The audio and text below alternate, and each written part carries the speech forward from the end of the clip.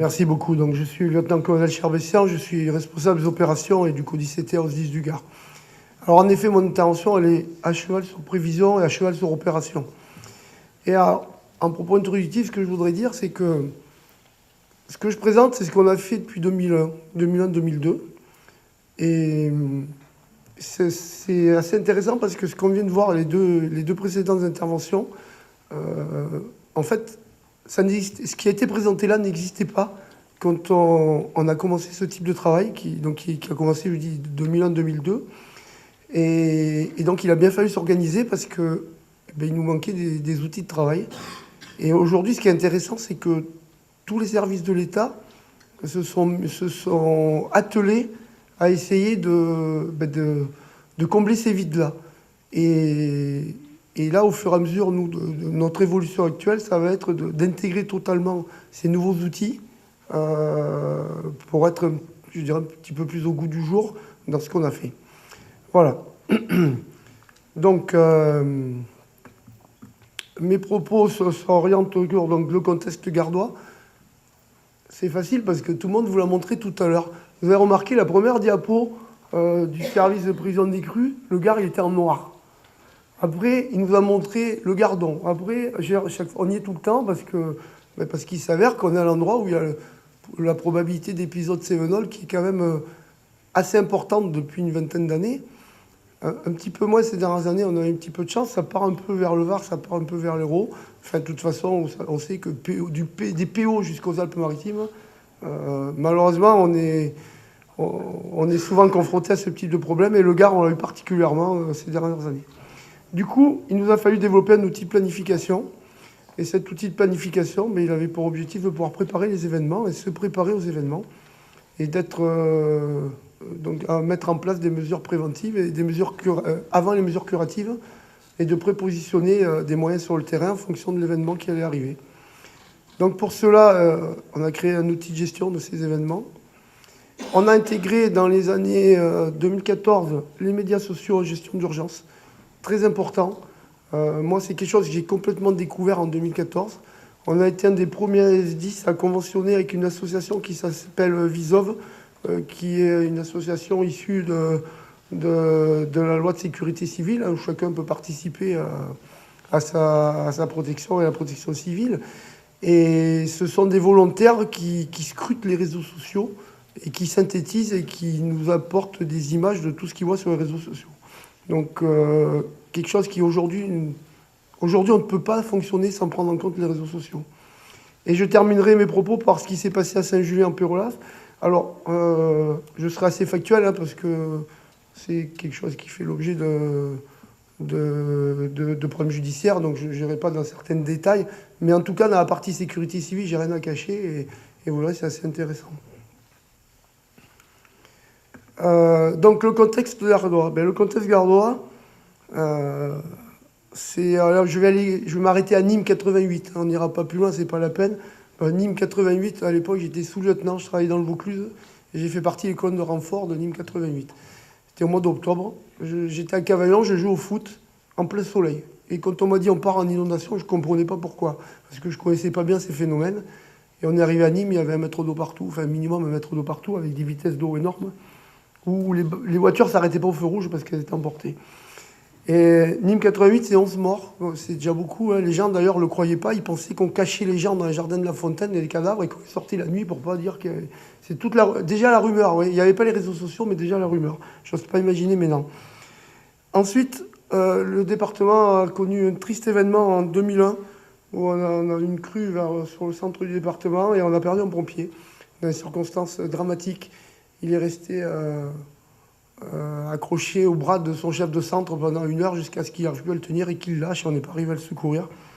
Et donc ça nous a particulièrement marqué.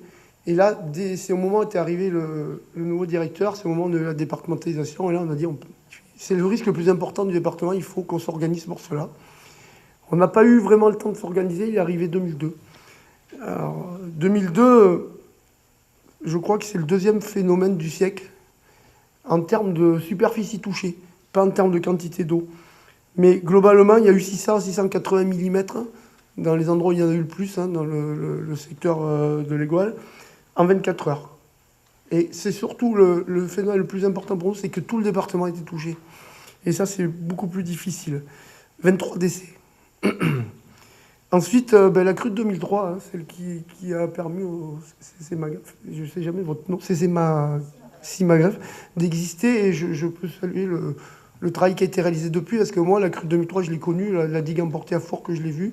Et on a eu 3 semaines de travail pour essayer d'évacuer l'eau. C'est allé jusqu'à Émargues. D'ailleurs, on a eu 2 décès à Émargues. Ensuite, on a eu une crue en 2005. Alors celle-là aussi, elle a emmené... en 2005, il existait le système de vigilance météo en couleur, mais il n'existait pas, ça n'existait pas pour le cours d'eau. Et du coup, on a eu un phénomène en Nîmes en 2005 où il y a eu une vigilance rouge, il est tombé à peu près 200 mm, ça a presque rien fait, enfin pas grand-chose pour ce qu'on avait l'habitude d'avoir. Et le lendemain, on est passé en orange, et il est retombé, je ne me rappelle plus, une centaine de millimètres, et on a eu des dégâts énormes. Et là, on ne comprenait pas bien. Ben oui, en fait, c'est qu'on n'avait pas encore ce travail qui s'est mis en place maintenant et avec ces systèmes d'information sur les cours d'eau et de combinaison entre le ruissellement, les quantités d'eau qui allaient tomber et l'état des cours d'eau. Et c'est parce que les sols étaient totalement saturés comme ils l'ont été il y a 15 jours qu'on a eu ces dégâts-là. Et c'est à l'issue de cet événement-là qu'est sorti les couleurs de Vigicru. Est sorti Vigicru. Voilà. Ensuite, on a eu le 2014. 2014, c'est octobre 2014. Je me rappelle, ça a commencé à mercredi. Et du mercredi au dimanche, on a été en vigilance rouge. Vigilance rouge, précipitation. Donc c'était la première fois que ça a duré si longtemps. Et donc il fallait s'organiser pour tenir dans le temps. Parce qu'il ne suffit pas d'être bon le premier jour. Il faut être bon jusqu'au bout. Et 2014, il n'y a pas eu de mort.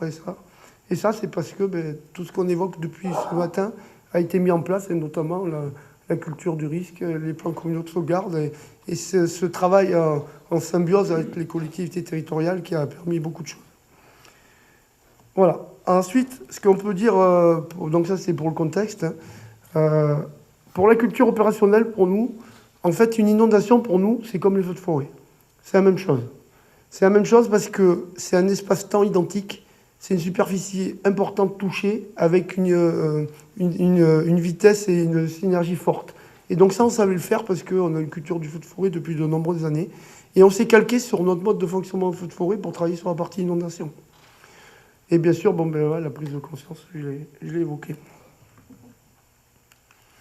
Donc, qu'est-ce qu'on a fait ? En 2006, on est arrivé à mettre en place un ordre d'opération inondation, qui est un document qui est signé par le préfet et qui relate, je vais un petit peu le développer, la façon dont on peut travailler, nous, les sapeurs-pompiers, sur une inondation. On avait déjà un ordre d'opération feu de forêt. Il a été réactualisé en 2014 et il va faire encore l'objet d'une réactualisation l'année prochaine parce que, bien sûr, ce sont des événements qui évoluent et les documents à disposition évoluent et donc il faut qu'on intègre tout ça dans cela. Et en parallèle, on avait besoin de mémoire. Moi, quand je suis arrivé dans ce département, je venais du 15 ans de Vaucluse, où il y a eu beaucoup d'inondations aussi en Vaucluse, et il y avait ce travail qui avait été fait de mémoire. Et je dis, il faut qu'on ait la même mémoire. Et il faut qu'un cadre qui arrive dans le département, à n'importe quel moment, quand il ouvre un document, il sache, quand on lui dit, voilà, demain, il y a vigilance orange, il peut se produire ça. Il sache que ça peut donner, et comment il doit réagir dans son secteur. Et pour cela, année par année, on a travaillé sur des plans de prévision de crue. Et ces plans de prévision de crue ont été faits par des étudiants, alors soit de l'école de mine, soit du UP Environnement. En tout cas, chaque année, il y a eu un bassin de crue qui a été fait par un étudiant. Et ça nous a donné cette mémoire pour laquelle on avait besoin, absolument. Alors bien sûr, aujourd'hui, ces documents, il faut les remettre à jour, parce que les crues évoluent, parce qu'il y a eu des travaux d'endiguement, parce que les cours d'eau évoluent, mais on a déjà une base. Donc comment se présente l'ordre d'opération inondation ? Tout d'abord, c'est une présentation des risques et des enjeux pour le département. Il est indispensable que chaque cadre chez nous connaisse les cours d'eau, les bassins versants et ce qu'ils peuvent générer. Ensuite, on a travaillé sur une doctrine d'aide à la décision. Il faut que face à certaines données, on sache, et on est tous à peu près la même base de travail. Moi, mon travail consiste à ce que ça marche bien quand je ne suis pas là. Et c'est ça qui est important, c'est de donner ces éléments-là à tout le monde. Ensuite, on a répertorié les moyens humains et matériels disponibles. Il y a eu bien évidemment des plans d'équipement derrière. Du coup, on est capable de donner une réponse opérationnelle qui est structurée. Et bien évidemment, la partie sécurité des personnels a été particulièrement traitée. Et ensuite, la partie logistique, et c'est là que toutes les communes peuvent jouer un rôle important. Parce que lorsqu'on déploie beaucoup de monde sur le terrain pour des durées qui sont supérieures à 12 heures, à un moment, il va falloir trouver de la base arrière, il va falloir pouvoir loger les colonnes de renfort, il va falloir les faire manger, et ainsi de suite. Donc, la présentation dont je détaille un petit peu l'ordre d'opération, hein, présentation des risques météo et hydro. Qu'est-ce qu'un épisode méditerranéen? Qu'est-ce qu'un épisode cévenol, hein? Vous savez que ce n'est pas tout à fait la même chose. Quels sont les cours d'eau importants du département? Donc on a le Gardon, le Vidour, puisqu'on l'a vu à Sommières, la Cèze et le Vistre. On a des cours d'eau qui traversent le département, comme l'Hérault, comme le Rhône, comme l'Ardèche, qui ne sont pas les mêmes, qui ne réagissent pas de la même façon. Ensuite, on a fait une espèce de tableau d'analyse des risques et d'aide à la décision. On le verra sur le slide d'après. En fait, c'est un tableau croisé entre la vigilance météo et la vigilance crue. Et en fonction de ce tableau croisé, on a des solutions techniques derrière.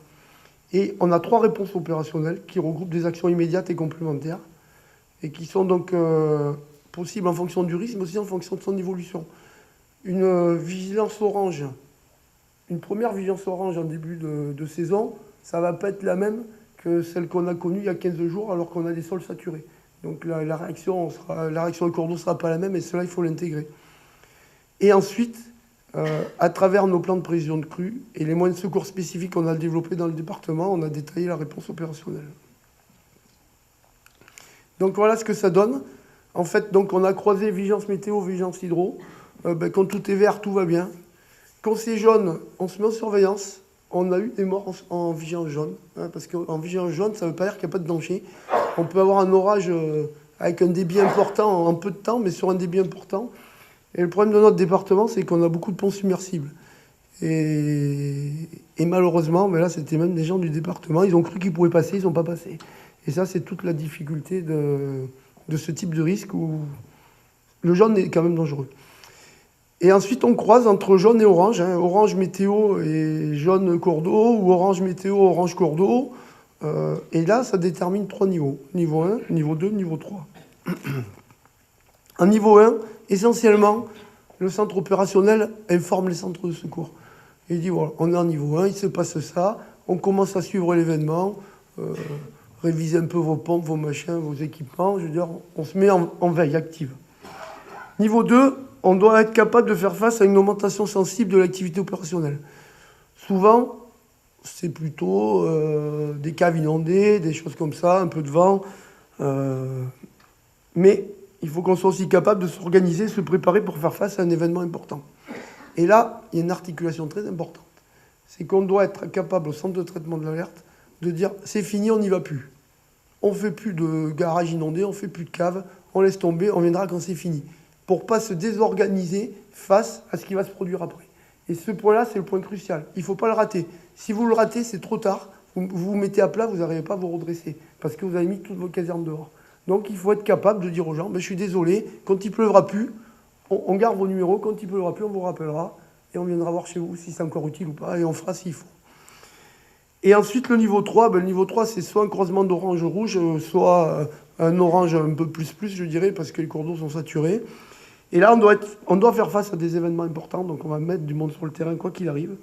Et on doit pouvoir s'organiser et faire face à un événement majeur. C'est ce qu'on avait connu en octobre 2014. Voilà, donc il faut savoir que l'ordre d'opération va détailler toutes les tâches à accomplir et qui doit les accomplir. Ça permet à chaque permanence, tout le monde peut réagir de la même façon, c'est ça qui est surtout important. Toujours une réponse identique face à l'événement. Donc après, pour mes plans de prévision de crue, en fait, on a travaillé par bassin versant. Sur chaque cours d'eau gardois, donc on a fait un document. Il avait vraiment pour objectif d'être la mémoire des inondations et d'être un petit outil d'aide à la décision.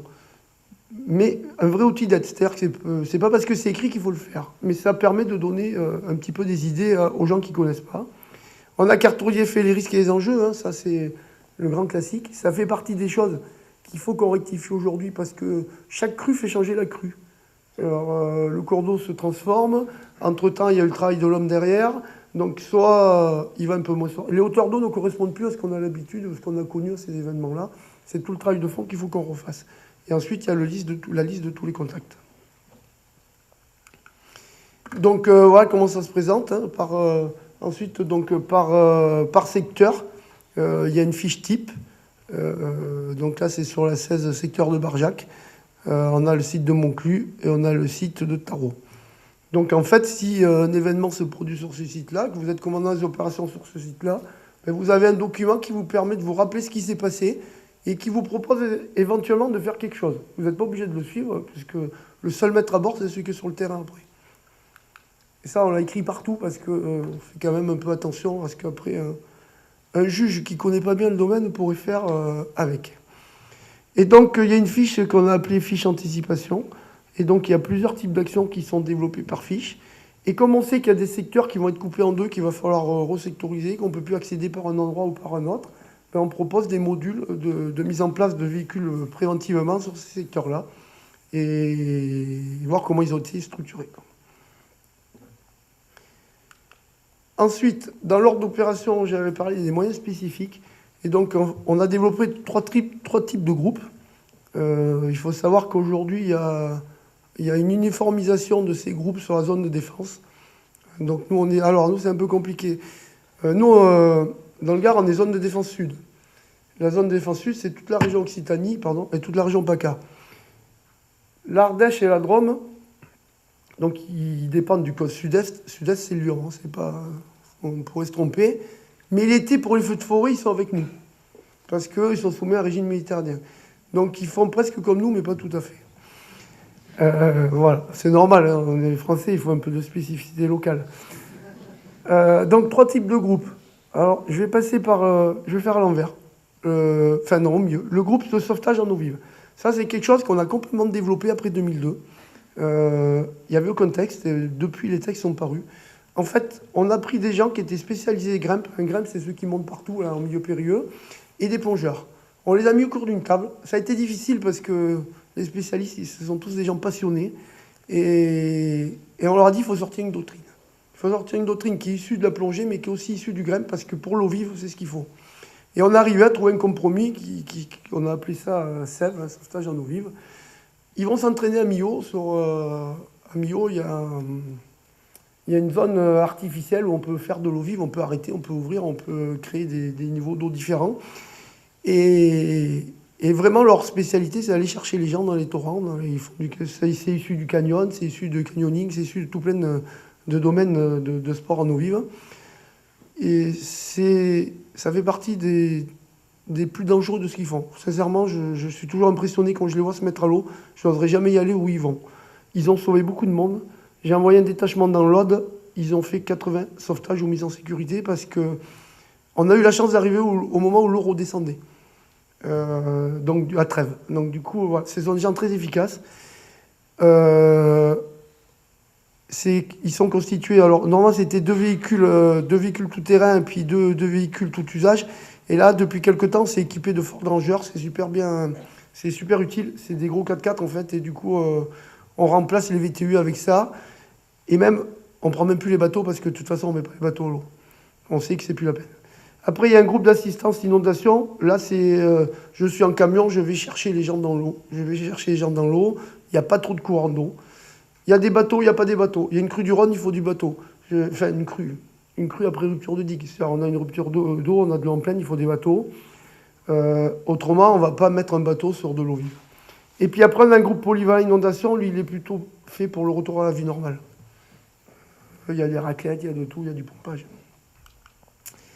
Donc voilà, alors comment on prépare l'événement? On fait le suivi de l'événement par l'officier CODIS. L'officier CODIS va analyser ce qui se passe, il va proposer une montée en puissance rapide des moyens. On envoie des consignes vers les centres de secours. En fonction de l'événement, on peut prépositionner des moyens sur le terrain. On va activer une salle de crise qui va gérer l'événement. Je vais vous développer comment elle est. Et si le préfet active son centre opérationnel départemental, on assiste également au centre opérationnel départemental. Et donc la cellule de crise, elle se trouve à l'arrière du CODIS. Et vous retrouvez différentes fonctions, un peu comme dans un PC, mais qui a un objectif de base arrière, avec notamment une fonction anticipation tenue par des cadres qui ont eu une formation chez Météo France, pour savoir lire un peu les radars, pour savoir comprendre Vigicru, un peu, avoir une analyse derrière. Il y a une fonction renseignement, Il y a une fonction moyen, il y a un chef de cellule, bien sûr. Il y a une cellule com, parce que c'est indispensable, autrement on se fait noyer par les médias. Et il y a un cadre qui suit les réseaux sociaux, avec un directeur de la cellule derrière. Et ça fonctionne bien, ça permet de gérer tout un département sous l'eau, avec peut-être 400-500 opérations dans la journée. Hein. Voilà, ça c'est la façon dont on fonctionne. Alors qu'est-ce qui s'est passé à Saint-Julien? À Saint-Julien, on est au mois d'août, en période de feu de forêt, et il arrive un épisode Cévenol. On n'a pas l'habitude. On n'a pas l'habitude parce que normalement c'est plutôt septembre-octobre. Donc premier problème, on voit arriver l'événement, on a tous les campings pleins. Donc premier problème, il faut être sûr que tous les campings soient avertis. Et donc ce qu'on ne fait pas d'habitude, le SDI c'est aller avertir un directeur de camping en plus des mairies. Parce qu'on a trop peur que ça passe à côté. On prend 300 mm en 12 heures, ce qui commence à faire pas mal quand même. Et on se retrouve à un appel pour un camping à Saint-Julien-Pérola, où il y aurait 80 personnes concernées et plusieurs enfants disparus. Je peux vous dire que là, vous commencez à pas être franchement bien. Premier message du premier véhicule qui arrive sur place. 8 personnes dont des enfants sont dans des arbres, les sauvetages sont en cours sur le torrent. Deuxième message, 23 enfants sont dans les arbres et menacés par le torrent. Le camping est totalement inondé. Là, vous dites, là, on est mal. Mais bon, c'est comme ça. Alors, je ne sais pas trop le point de vue. C'est là, au milieu, d'accord. Donc le Vala, il est par là. En fait, c'est un Vala. C'est un tout petit Vala, avec un tout petit bassin versant. Voilà comment il s'est transformé. C'est un truc qui doit faire même pas un mètre de large. Mais on savait que localement, ça s'était déjà produit à cet endroit-là. À 1 km d'ici. On a mis notre PC à 1 km d'ici, pour le situer. Et ça finit dans l'Ardèche.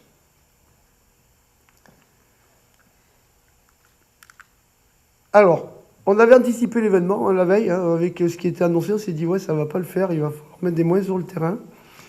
Mais comme toujours, on ne sait pas où ça tombe. Donc nous, ça tombe de Saint-Hippolyte-du-Fort, en passant par Alès jusqu'à la vallée du Rhône. C'est-à-dire les 3/4 du département.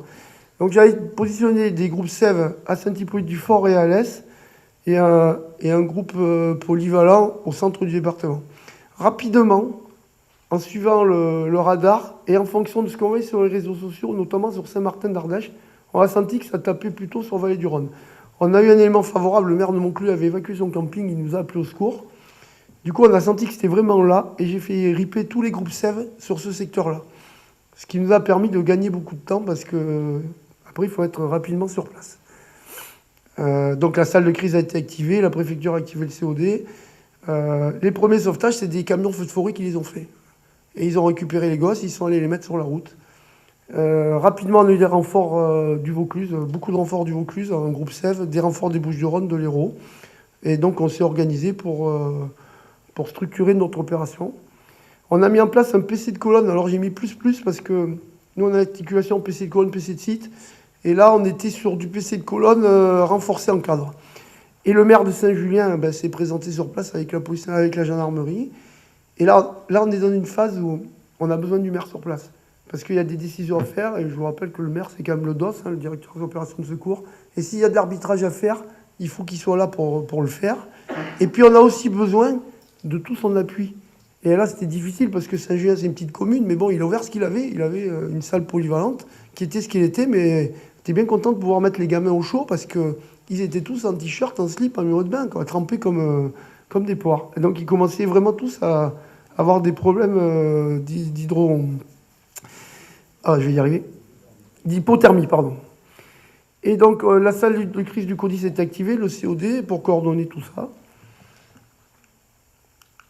Et bilan de l'opération, 184 personnes évacuées dans le camping, 141 enfants, 43 adultes, pas un qui parlait français, ils parlaient tous allemand, calmement. Je peux vous dire que c'est très, très compliqué pour nous.